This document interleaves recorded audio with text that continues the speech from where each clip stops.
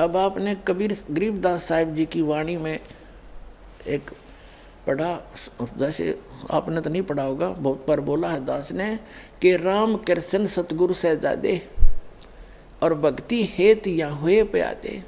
कहते ब्रह्मा विष्णु और महेशा ये तीनों देव दयालु हमेशा। अब जो ये वचन बोला है कितना गूढ़ है कि राम कृष्ण उस परमात्मा के सहजादे हैं, यानी उन विशेष अच्छी आत्माएं हैं, इन्होंने घने भक्ति करी थी लेकिन गलती खा गए, यहीं रह गए। ये हैं उस परमात्मा की प्यारी आत्मा। अब ये फिर कभी इतने युगों के बाद ये पृथ्वी पर पटके जाएंगे और फिर इनका मनुष्य जन्म होगा। यानी जब कभी मनुष्य जीवन होगा परमात्मा फिर इनको पकड़ेंगे। जैसे कहते हैं जो जन मेरी शरण है ताका हूँ मैं दास, और गेल गेल लाग गया फिर जब तक धरती आकाश। तो इन्होंने कितना काम बढ़ा लिया, जो इसी गलती करके ऐसी भक्ति करके सार नाम तक प्राप्त करके यहीं धक्के खा रहे हैं। अब टिंडे ले लिए ब्रह्मा विष्णु महेश बन के फिर यहाँ गधया बने, बता क्या फायदा हुआ इनका। तो पुण्यात्माओं तत्व ज्ञान के भाव से हम बड़ी भारी गलतियां कर गए। अब इसको बड़े ध्यान से रखना, इस अनमोल रत्न है संभाल के रखना इसको। ऐसे कहते हैं ये बात कहन सुन की नहीं, ये कर पाड़न की है। ये कहन सुन की नहीं, ये करण की है ये काम। अब जो प्रसंग हमारा फिर आते हैं, ये तो इनका निर्णय दे दिया आपको, इनकी ऐसी स्थिति होगी। अब जो अक्षर पुरुष है इसकी मृत्यु कैसे होगी, इसका कितना पीरियड है, जैसे एक युग बना ऐसा जो आपको बताया। 1000 ऐसे बने हुए युग का इसका दिन इतनी ही रात्रि है। श्रीमद् भगवत गीता अध्याय नंबर 8 के श्लोक नंबर 18 से लेकर और 21-22 तक ये निर्णायक ज्ञान दिया है। उसमें क्या बताया है कि जिस समय इस काल के जब एक दिन खत्म होगा अक्षर पुरुष का, 1000 युग जब पूरे होंगे तो 21 ब्रह्मांड में आग लगेगी। 21 के 21 ब्रह्मांड नाश में आएंगे और ये सभी प्राणी उस अक्षर पुरुष के लोक में एक अलग स्थान है रिजेक्टेड, जिसे गोदाम होया करे, उसमें फिट कर दिए जाएंगे। और पुनः ये 21 ब्रह्मांड फिर निर्माण में आएंगे इतने ही समय के बाद। तब तक ये वहाँ पड़े पड़े सड़ेंगे, उन बोरियों के अंदर अलग से स्टॉक होगा इनका। और जब उस अक्षर पुरुष की जब रात्रि खत्म होगी तब तक ये 21 ब्रह्मांड पुनः निर्माण में आएंगे। और इन सभी को जो जितनी जैसी जिसकी भक्ति थी उसी आधार पर पुनः इनको फिर से यहाँ पटक दिया जाएगा एक ब्रह्मांड में। फिर उस ब्रह्मांड से फिर पुनः शुरू होगी। तो फिर क्या होगा, इस अक्षर पुरुष की मृत्यु होगी। अब जो ये दास दिखाना चाहता थोड़ा ये देखो बीच में, श्रीमद् भगवत गीता,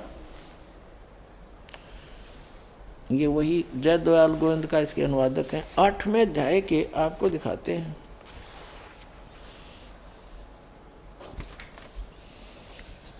सतरमा आपने पढ़ लिया,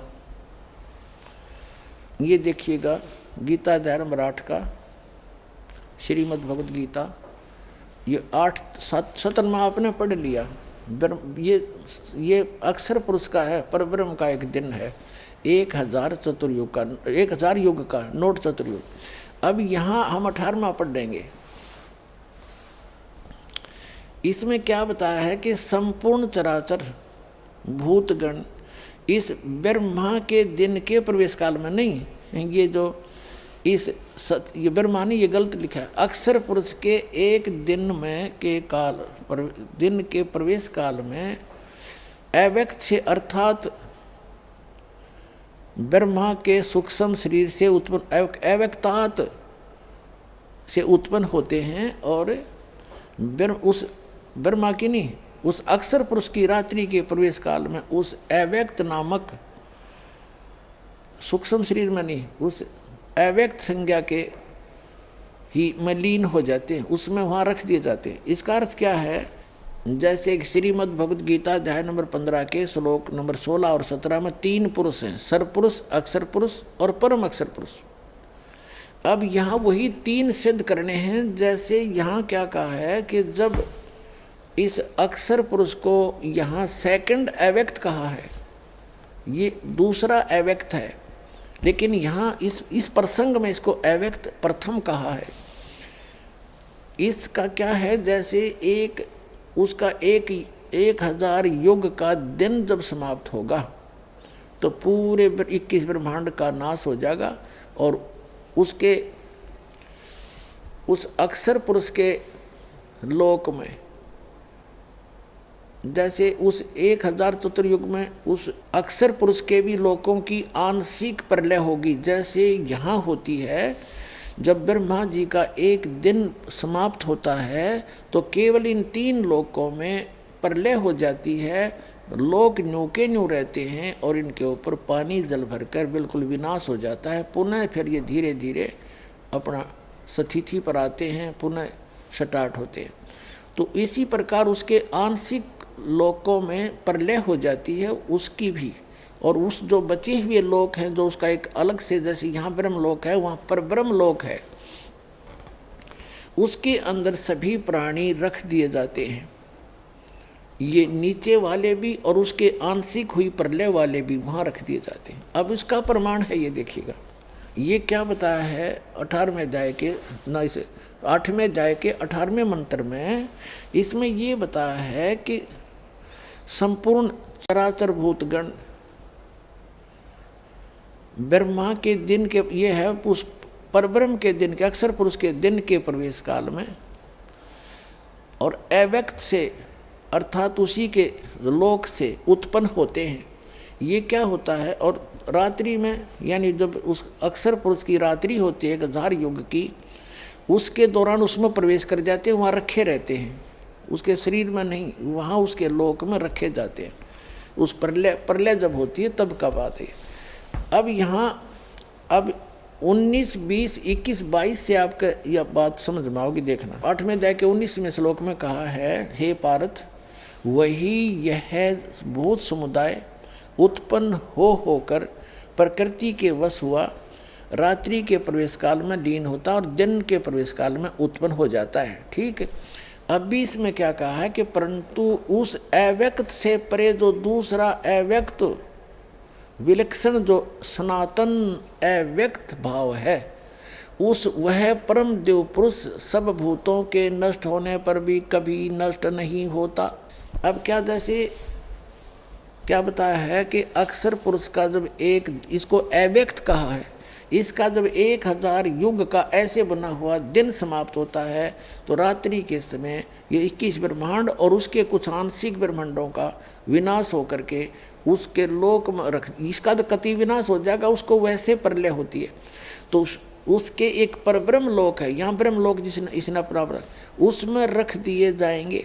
और जब पुनः फिर 1000 युग बीत जाएंगे उसके रात्रि के, वो पुनः फिर ये 21 ब्रह्मांड तब तक पुनः निर्माण होकर उस बिग बैग थ्योरी के आधार से ये पुनः निर्माण होकर के फिर सुचारू हो जाएंगे और ये सब जीव फिर यहाँ भेज दिए जाएंगे।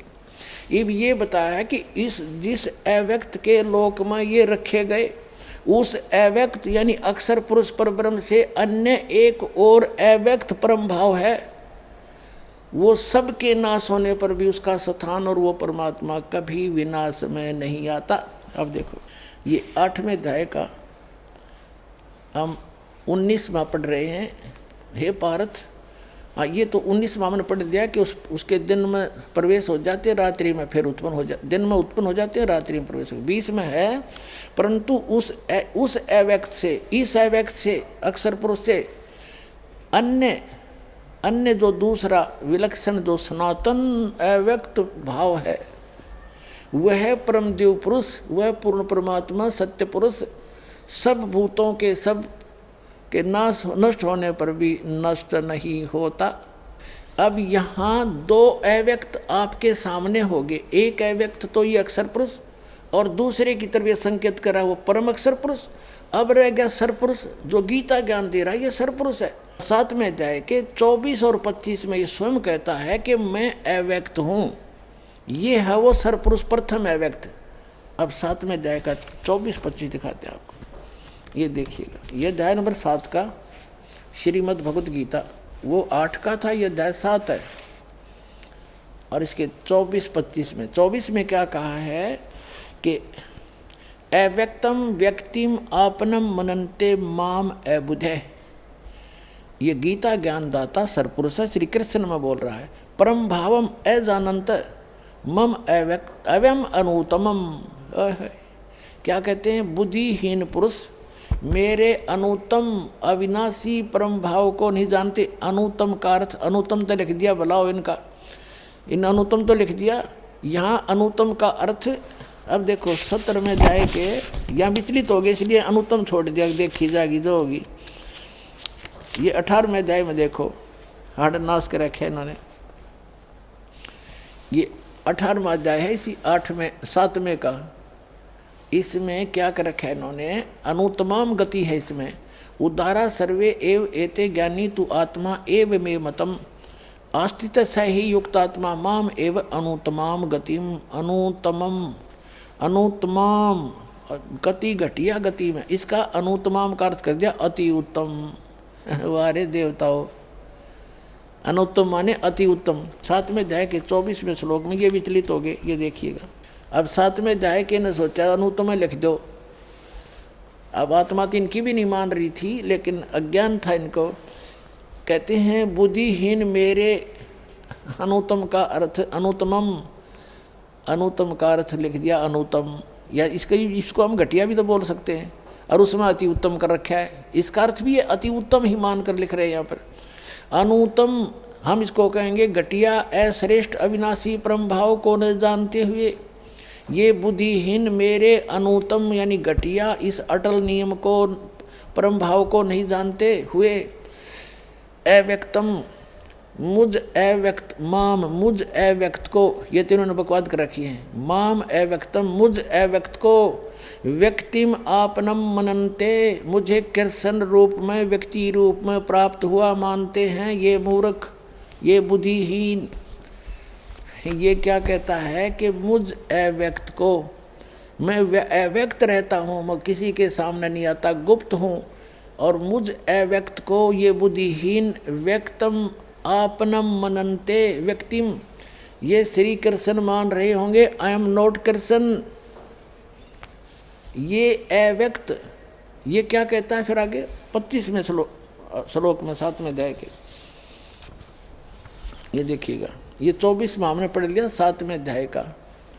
अब 25वां यह है, न अहम प्रकाश है सर्वस्य योग माया समावर्त मूढ़ मूर्ख अयम न अभिजानन्ति लोक माम अजम अव्यम। अजम माने मुझ अजन्मे को।